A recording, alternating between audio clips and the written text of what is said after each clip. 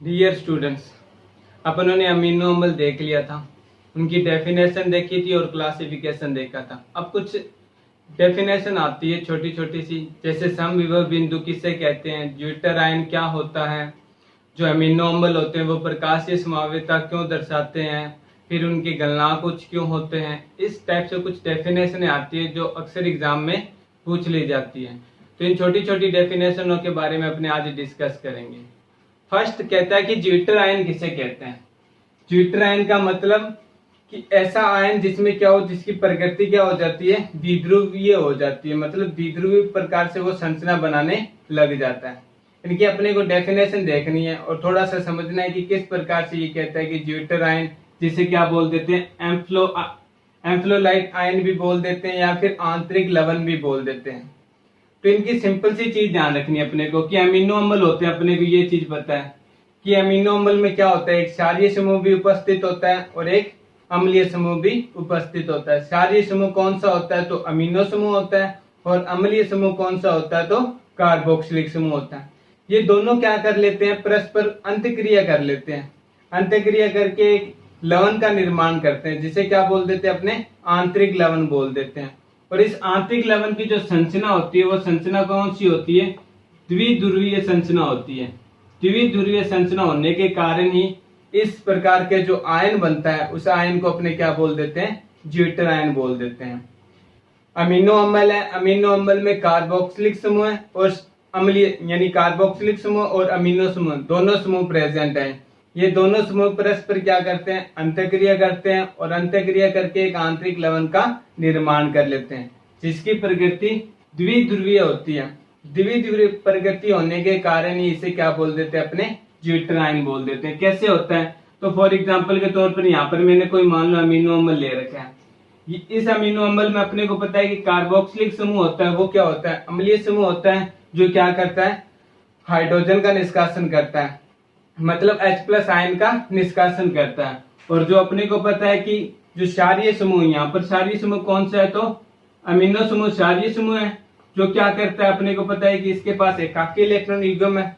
तो ये क्या कर लेगा, जो H+ आयन किसके द्वारा, जो कार्बोक्सिल अम्ल है उसके द्वारा जो त्यागा गया H+ आयन है वो क्या कर लेता है, ग्रहण कर लेता है। ये H+ त्यागेगा तो इस पर चार्ज कौन सा आ जाएगा, नेगेटिव चार्ज आ जाएगा। और ये क्या करेगा, इसके H+ को ग्रहण कर लेगा, क्योंकि इसके पास एकाकी इलेक्ट्रॉन युग्म थे। तो H+ को ग्रहण किया तो क्या बना लिया, यहाँ पर NH3 हो जाएगा, मतलब इसने त्यागा तो इसके पास इलेक्ट्रॉन क्या हो जाएंगे, ज्यादा, तो इसलिए इस पर चार्ज कौन सा आ गया, नेगेटिव का। और इसने ग्रहण किया तो इस पर चार्ज कौन सा आ गया, पॉजिटिव का आ गया। इस प्रकार से जो आयन बना है, इस आयन को अपने क्या बोल देते हैं, ज्विटर आयन बोल देते हैं, ज्विटर आयन बोल देते हैं, या फिर एम्फ्लोलाइट आयन भी बोल देते हैं। एम्फोलाइट आयन भी इसे क्या कह देते हैं, बोल देते हैं। और आंतरिक लवण भी इसे क्या कह देते हैं, कह देते हैं। किया कुछ नहीं, अपनों ने एक अमीनो अम्ल लिया है। अमीनो अम्ल में अपने को पता है कि कार्बोक्सिलिक समूह अम्लीय प्रकृति का होता है, और अम्लीय प्रकृति का होता है तो वो क्या करता है, H+ आयन को त्यागता है। इसने H+ आयन को त्यागा, इस पर चार्ज नेगेटिव आ गया। फिर इसके साथ ही कौन सा समूह जुड़ा हुआ है, क्षारीय समूह जुड़ा हुआ है, जो क्या करता है, अपने को पता है कि H+ आयन को ग्रहण करता है। इसने H+ आयन को ग्रहण किया, यहाँ पर 2 थे तो 3 हो गया, एकाकी इलेक्ट्रॉन युग्म H+ आयन द्वारा क्या हो गया, संतुलित हो गया। और जो H+ था, H का प्लस वाला जो चिन्ह था वो किस पर आ गया, नाइट्रोजन पर आ गया, जिसके कारण इस पर चार्ज कौन सा आ गया, पॉजिटिव का। और कार्बोक्सिल आयन पर चार्ज कौन सा आ गया, नेगेटिव का। ये जो आयन आपस में मिल, यानी ये जो संरचना बनी है, ये संरचना एक टाइप से कौन सी संरचना है, द्विध्रुवीय संरचना है। और द्विध्रुवीय संरचना बनाने के कारण ही आप अपने जो अमीनो अम्ल होते हैं उन्हें क्या बोल देते हैं, ज्विटर आयन भी बोल देते हैं।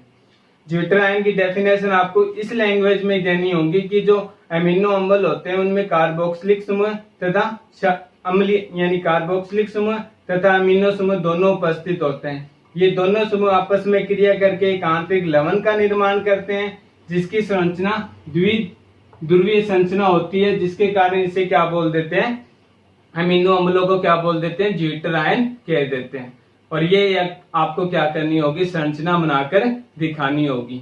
करना कुछ ही नहीं है, बस कार्बोक्सिलिक समूह से H+ आयन को प्रतिस्थापित करना है, उस पर चिन्ह कौन सा दिखा देना है, नेगेटिव का चिन्ह दिखा देना है। फिर जो H+ आयन अपनों ने क्या किया है, कार्बोक्सिलिक समूह से प्रतिस्थापित किया है, वो अमीनो समूह के साथ में अटैच करा देंगे और उस पर चार्ज कौन सा दिखा देंगे, पॉजिटिव का। और ये जो आयन बना अपना, यही जीवित्र आयन कहलाता है। ठीक है। उसके बाद में आता है समविभव बिंदु किसे कहते हैं। तो समविभव बिंदु ऐसा बिंदु होता है जो किसी पीएच पर ज्ञात किया जाता है। प्रत्येक अमीनो अम्ल होता है, उनके लिए समविभव बिंदु क्या होता है, अलग अलग होता है। अब समविभव बिंदु होता क्या है, तो अपने अमीनो अम्ल देखते हैं, तो अमीनो अम्लों में अपने को पता है कि इनकी अम्लीय या क्षारीय प्रकृति हो सकती है। अम्लीय और क्षारीय प्रकृति का अपने निश्चय किस आधार पर करते हैं, तो अपने पीएच के मान पर आधार, यानी पीएच के मान के अकॉर्डिंग अपने निश्चय करते हैं कि इनका क्या है, अम्लीय प्रकृति या क्षारीय प्रकृति या उदासीन प्रकृति है, ये अपने को पता है। लेकिन इसके अंदर एक ऐसा पीएच बिंदु निकल के आता है जिस पर क्या हो जाता है कि ये जो अमीनो अम्ल होते हैं, ये विद्युत क्षेत्र, यानी जब अमीनो अम्लों में अपने विद्युत क्षेत्र प्रभावित करते हैं तो उससे क्या रहते हैं, अप्रभावित रहते हैं। मतलब किसी भी प्रकार की इलेक्ट्रिसिटी अपने में से ये प्रभावित नहीं होने देते। और दूसरी, इनकी जो रासायनिक क्रियाशीलता है वो क्या हो जाती है, स्थिर हो जाती है। मतलब एक पीएच का एक ऐसा बिंदु जिस पर क्या हो जाता है कि अमीनो अम्ल विद्युत क्षेत्र से अप्रभावित हो जाते हैं तथा इनकी जो रासायनिक क्रियाशीलता है वो क्या हो जाती है, स्थिर हो जाती है, किसी भी प्रकार से कोई भी एक्टिविटीज नहीं दिखाते, उस बिंदु को अपने क्या बोल देते हैं, समविभव बिंदु कह देते हैं। वह पीएच जिस पर अमीनो अम्ल को विद्युत क्षेत्र से अप्रभावित रहते हैं तथा रासायनिक क्रियाशीलता स्थिर हो जाती है, उसे क्या बोल देते हैं, अपने समविभव बिंदु बोल देते हैं। यही लैंग्वेज अपने को यूज करनी है। प्रत्येक अमीनो अम्ल होता है, अपने को पता है कि प्रकृति के अंदर टोटल कितने 20 अमीनो अम्ल ज्ञात है। ठीक है। इन 20 अमीनो अम्लों में प्रत्येक अमीनो अम्ल का पीएच होगा जिस पर वह क्या होगा कि विद्युत क्षेत्र से तो अप्रभावित रहेगा और उसकी रासायनिक क्रियाशीलता क्या हो जाएगी, स्थिर हो जाएगी। प्रत्येक के लिए इसका मान निश्चय होता है। ऐसा नहीं है जैसे ग्लाइसिन के लिए अपनों ने 3.2 निश्चय कर लिया तो सभी अमीनो अम्ल के लिए 3.2 ही होगा। प्रत्येक अमीनो अम्ल होगा उसके लिए इसका मान क्या होगा, अलग अलग होगा, लेकिन निश्चय होगा कि इस बिंदु पर क्या होगा, इनके लिए जो विद्युत क्षेत्र अगर इनमें से प्रभावित करेंगे तो किसी भी प्रकार से ये विद्युत क्षेत्र इनमें से प्रभावित नहीं होगा और इनकी रासायनिक क्रियाशीलता क्या हो जाएगी, स्थिर हो जाएगी। इसके अलावा अपने कह सकते हैं कि इनके गलनांक हो गया, प्रासरण दाब हो गया और जो विलयशीलता हो गई, ये सभी क्या हो जाती है, उस बिंदु पर न्यूनतम हो जाती है। यानी पीएच एक ऐसा बिंदु है जिन पर इनकी बोल सकते हैं कि एक्टिविटीज होती है, जो विद्युत क्षेत्र में, क्रियाशीलता में, गलनांक में, विलयशीलता में, प्रासरण में, ये सारी क्या हो जाती है, स्थिर हो जाती है, न्यूनतम हो जाती है। उस बिंदु को ये अपने क्या बोल देते हैं, समविभव बिंदु कह देते हैं। तो समविभव बिंदु की डेफिनेशन पूछेगा आपको कि अमीनो अम्लों में समविभव बिंदु को परिभाषित कीजिए, तो पीएच का वह मान जिस पर इनमें विद्युत क्षेत्र प्रभावित करने पर ये किसी भी प्रकार से विद्युत क्षेत्र को प्रभावित नहीं होने देते तथा रासायनिक क्रियाशीलता उस पर क्या हो जाती है, स्थिर हो जाती है, उस बिंदु को कह देते हैं समविभव बिंदु कह देते हैं। ठीक है। उसके बाद में आता है कि जो अमीनो अम्ल होते हैं, ये अमीनो अम्ल होते हैं, अधिकतर अमीनो अम्ल क्या करते हैं, प्रकाशीय समावेश दर्शाते हैं। मतलब टोटल 20 अमीनो अम्ल ज्ञात है, इसमें से एक अमीनो अम्ल काट देते हैं, टोटल 19 रह जाते हैं। ये 19 अम्ल क्या करते हैं, प्रकाशीय समावेशिता दर्शाते हैं। एक कौन सा नहीं दर्शाता, तो ग्लाइसिन नहीं दर्शाता। क्यों? ग्लाइसिन का अपने को सूत्र पता है कि ग्लाइसिन का सूत्र क्या होता है, H2NCH2COOH होता है। और इस कार्बन के साथ में क्या है, 2 हाइड्रोजन परमाणु जुड़े हुए हैं।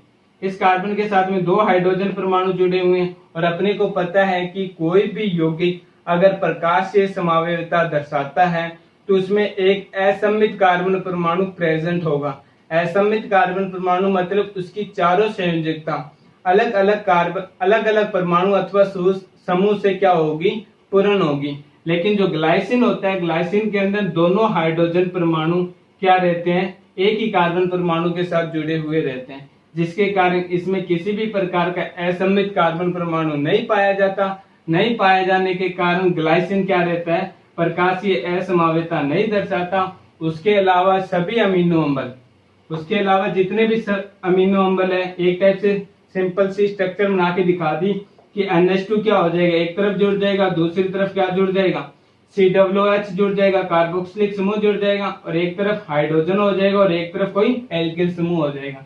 इस टाइप से इनके क्या होगी, यानी स्ट्रक्चर होगी, संरचना होगी, जिसके कारण अपने को यहाँ से स्पष्ट दिखता है कि इस कार्बन की चारों संयोजकता, एक तो कार्बोक्सिलिक समूह से, दूसरी अमीनो समूह से, तीसरी एल्किल समूह से और चौथी हाइड्रोजन समूह से क्या हो रही है, पूर्ण हो रही है। मतलब चारों संयोजकता अलग अलग परमाणु अथवा समूह से क्या हो रही है, पूर्ण हो रही है। अतः ये कौन सा कार्बन निकल के आता है, तो ये असममित कार्बन निकल के आता है।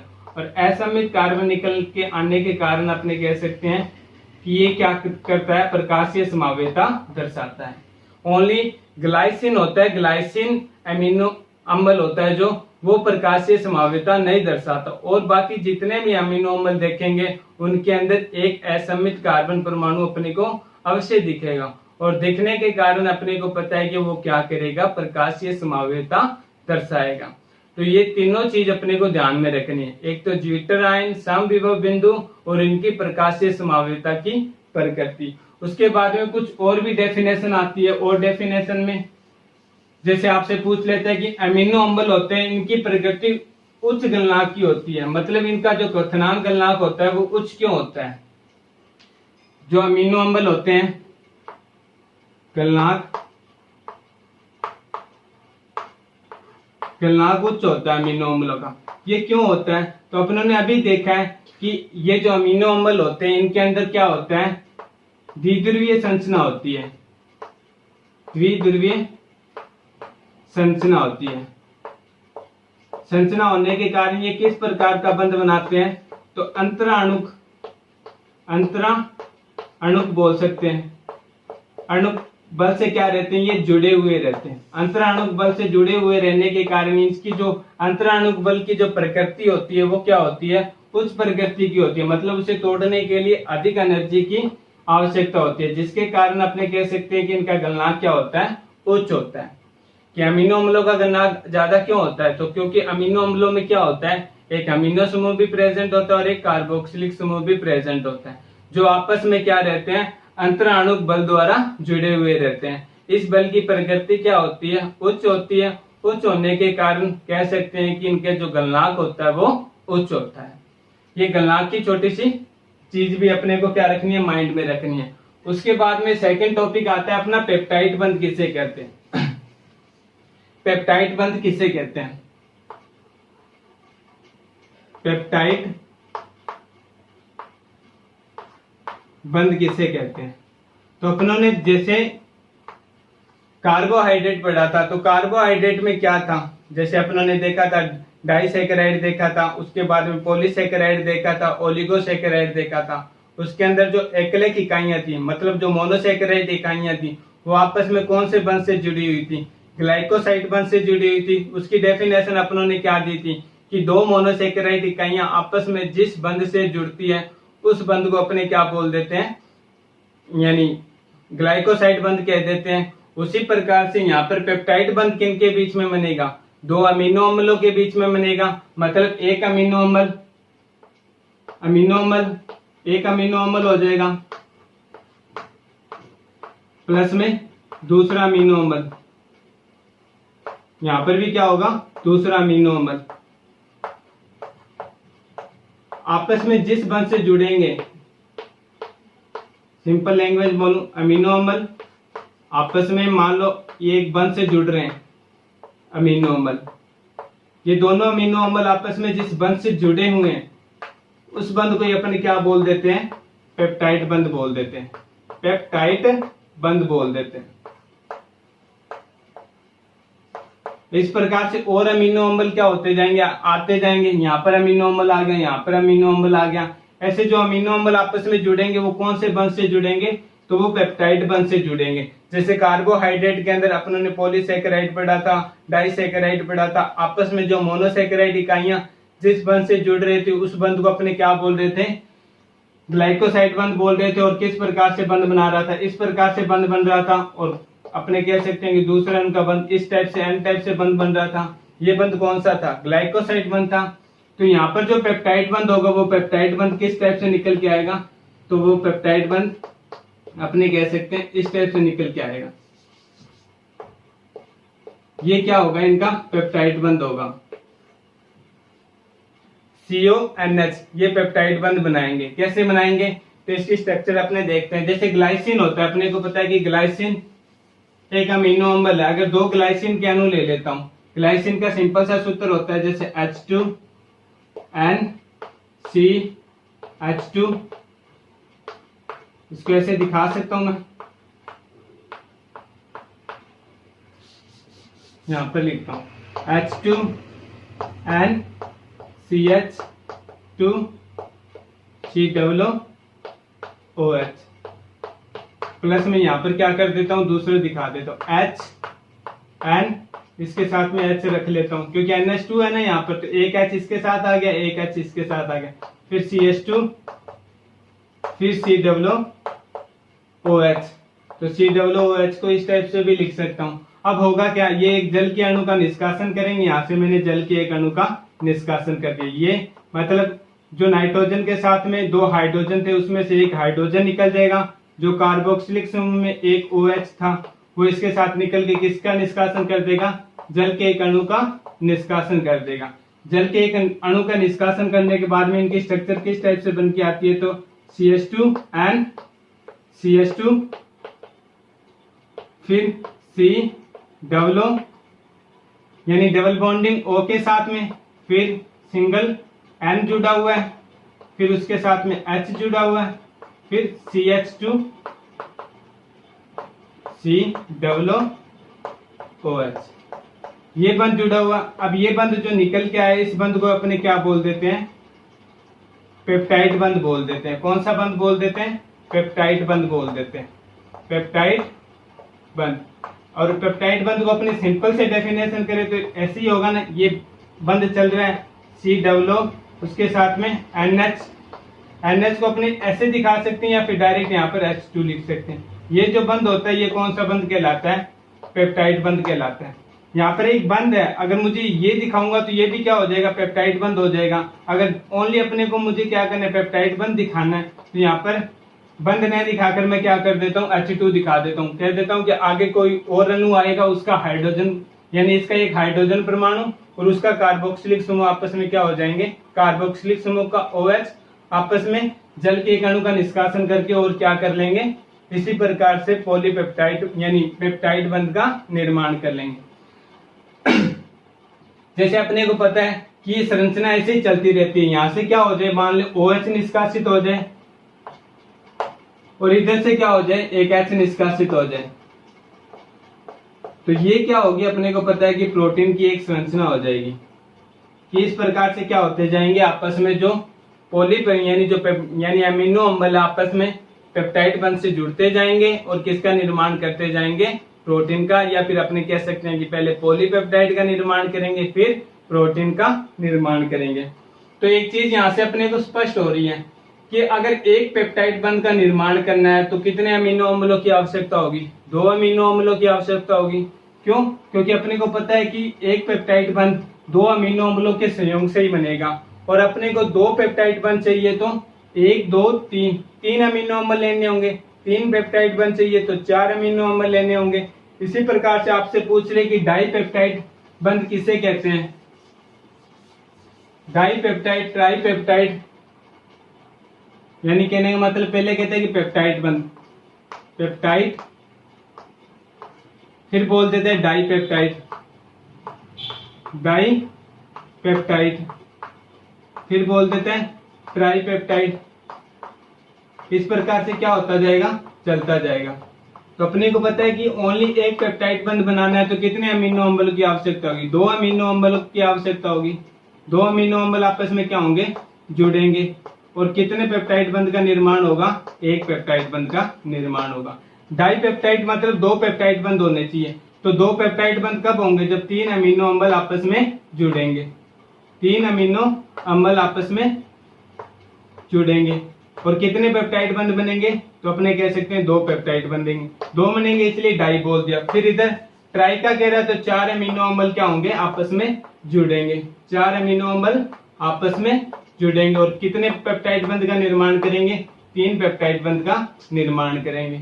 आप ऐसे करना, ग्लाइसिन ले लेना, ग्लाइसिन के 2 यानी ग्लाइसिन अमीनो अम्ल है, 2 ग्लाइसिन लेकर अपने चेक करेंगे तो देखेंगे कि एक ही पेप्टाइड बंध बनेगा, तो इसे क्या बोल देंगे, ओनली पेप्टाइड बंध बोल देंगे। डाई का कह रहा है तो 3 ग्लाइसिन के अणु ले लेंगे, ग्लाइसिन के अणु लेके चेक करेंगे तो 2 पेप्टाइड बंध बन के निकल के आएंगे। किस टाइप से, तो इस टाइप से 2 पेप्टाइड बंध बनेंगे, इस टाइप से, एक यहाँ पर मिल जाएगा, दूसरा वहां पर मिल जाएगा, ऐसे 2 पेप्टाइड बंध क्या हो जाएंगे, मिल जाएंगे। उसे अपने क्या बोल देंगे, डाई पेप्टाइड बंध बोल देंगे। ट्राई पेप्टाइड के अंदर 4 अमीनो अम्ल लेंगे और 3 पेप्टाइड बंध का निर्माण होगा। ये क्यों बता रहा हूं आपको, तो ये इसलिए बता रहा हूं कि एग्जाम में आपसे पूछ ले कि डाई पेप्टाइड बंध के निर्माण में कितने अमीनो अम्लों की आवश्यकता होती है, या फिर बोल देता है कि डाई पेप्टाइड बंध को परिभाषित कीजिए, तो वहां पर लैंग्वेज में ऐसे लिख देते हो आप कि जब 2 अमीनो अम्ल आपस में जुड़कर पेप्टाइड बंध का निर्माण करते हैं, 2 अमीनो अम्ल आपस में जुड़कर जिस पेप्टाइड बंध का निर्माण करते हैं उसे अपने क्या बोल देते हैं, डाई पेप्टाइड। वो रोंग हो जाता है, क्यों, क्योंकि 2 अमीनो अम्ल जुड़ेंगे तो वो ओनली एक पेप्टाइड बंध का निर्माण करेंगे, 3 अमीनो अम्ल जुड़ेंगे वो जुड़कर क्या करेंगे, 2 पेप्टाइड बंध का निर्माण करेंगे। यानी 3 अमीनो अम्ल आपस में जिस बंध से जुड़ेंगे 2 पेप्टाइड बंध से जुड़ेंगे, पहला तो ये 2 जुड़ जाएंगे, फिर तीसरा इसके साथ जुड़ेगा तो मतलब एक पेप्टाइड बंध और बन जाएगा, इनके बीच में एक था, एक और आ जाएगा, तो कितने हो जाएंगे, 3 हो जाएंगे। जैसे एग्जांपल के तौर पर 3 ग्लाइसिन के अणु लेता हूं मैं, जैसे यहाँ पर H2NCH2, ये क्या कर लिया मैंने, एक ग्लाइसिन का ले लिया, दूसरा CH2, ये दूसरा मैंने क्या ले लिया, ग्लाइसिन ले लिया, फिर तीसरा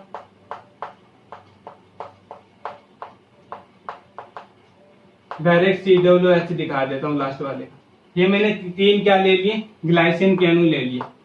अब मुझे बनाना क्या है, ग्लाइसिन के 3 अणु ले लिए, अब मुझे बनाना क्या है, तो मुझे डाई पेप्टाइड बनाना है। तो डाई पेप्टाइड में मैंने बोला था कि 3 अणु होंगे, इसमें से एक जल के एक अणु का निष्कासन यहाँ से कर दिया मैंने, दूसरे जल के अणु का निष्कासन यहाँ से कर दिया, 2 जल के अणु यहाँ से क्या कर दिया मैंने, निष्कासित कर दिए, 2 जल के अणु मैंने यहाँ से निष्कासन कर दिए, और किसका निर्माण कर लिया, तो CH2N CH2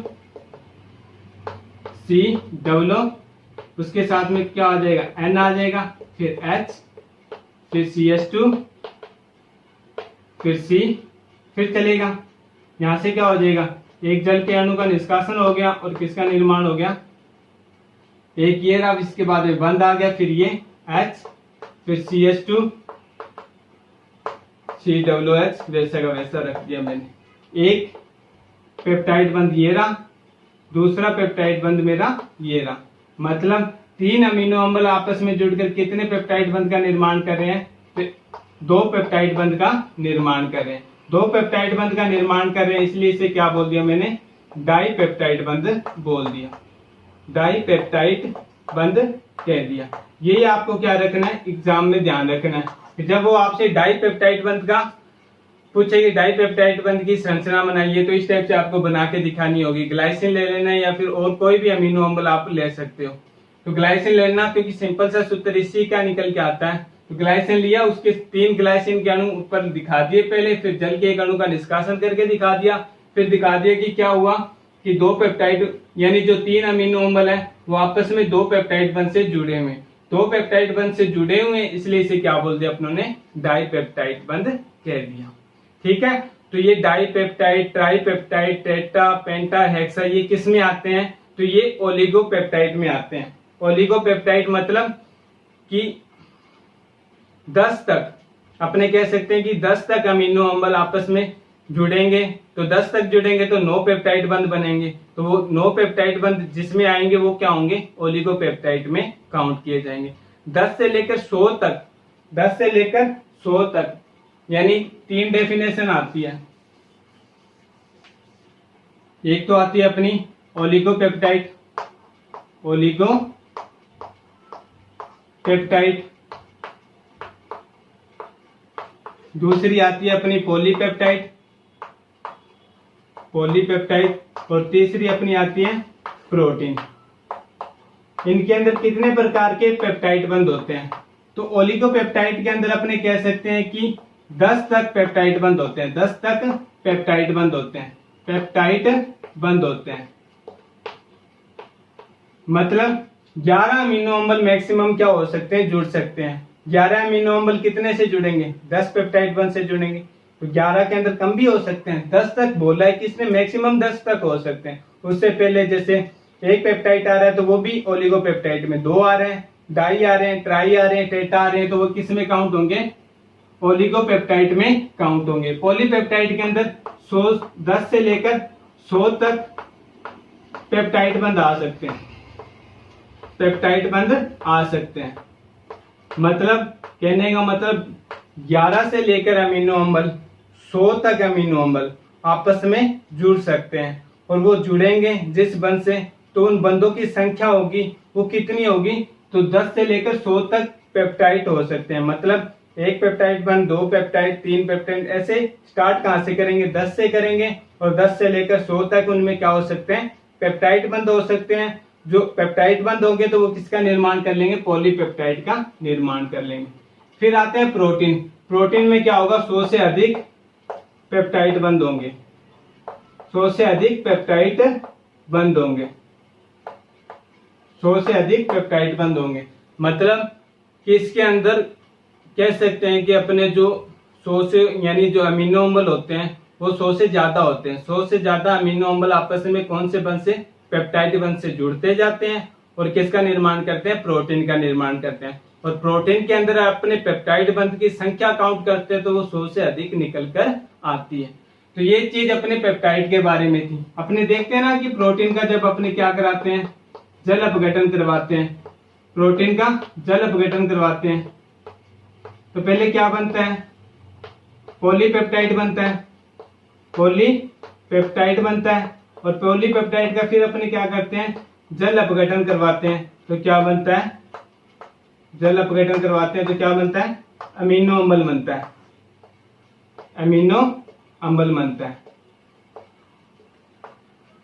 तो इसका रिजल्ट निकल के आ रहा ही है अपने आप सामने कि अमीनो अम्ल आपस में जुड़ते जाएंगे, जुड़कर किसका निर्माण करेंगे, पॉलीपेप्टाइड का निर्माण करेंगे। पॉलीपेप्टाइड का मतलब जिसके अंदर 10 से अधिक, 10 से लेकर 100 तक पेप्टाइड बंद होंगे। और वो 10 से लेकर 100 तक पेप्टाइड बंद कब हो सकते हैं, जब 11 से लेकर 101 तक अमीनो अम्ल क्या हो, जुड़े आपस में। एक से यानी 11 से लेकर 101 तक अमीनो अम्ल आपस में जुड़े, और तब वो क्या कर सकते हैं, पॉलीपेप्टाइड का निर्माण कर सकते हैं। ये पॉलीपेप्टाइड फिर क्या होते हैं, कुछ और क्या कर लेंगे, पेप्टाइड बंद से जुड़ जाएंगे और किसका निर्माण कर लेंगे, प्रोटीन का निर्माण कर लेंगे। इसलिए अपने बोल देते हैं कि जो प्रोटीन होते हैं वो अल्फा अमीनो अम्लों के क्या होते हैं, पॉलीपेप्टाइड होते हैं, जिसके अंदर 1000 से अधिक अमीनो अम्ल आपस में जुड़े हुए रहते हैं। ठीक है, तो ये पेप्टाइड बंद के बारे में था। कल अपने प्रोटीन की स्ट्रक्चर देखेंगे। Thank you.